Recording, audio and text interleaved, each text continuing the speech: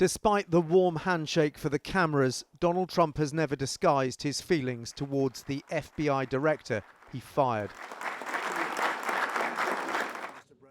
This week, as he met the Turkish president, he lambasted James Comey once again. Comey's a bad person. He's a sick person. I think he's a sick guy, actually. He did terrible things at the FBI. Last night, James Comey vowed to fight Donald Trump in court. My family and I have known for years that there are costs to standing up to Donald Trump, but we couldn't imagine ourselves living any other way.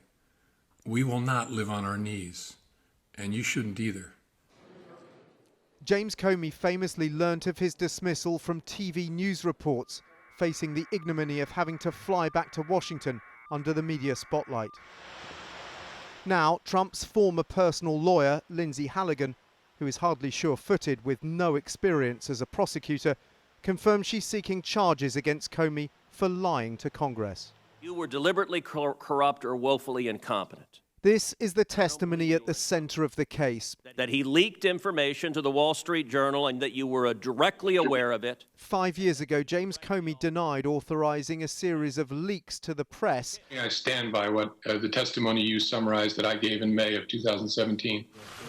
Relating to Donald Trump's alleged collusion with the Russians, something Trump always denied. He spent his time focused on taking down the President of the United States. To me, in recent days, the MAGAverse has echoed calls for Comey to be prosecuted. I am your retribution. I am your retribution.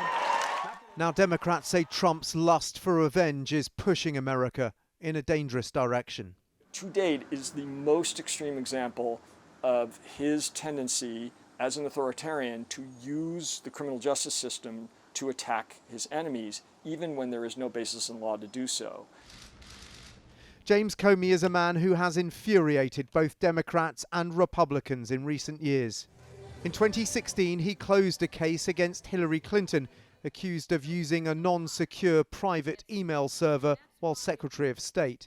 We cannot find a case that would support bringing criminal charges on these facts. He then reopened the case days before the election, possibly swaying the result in Trump's favor.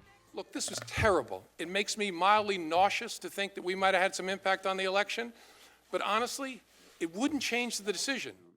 But it was his investigation into Donald Trump's links to Russia which turned Comey into a political nemesis for the Republicans.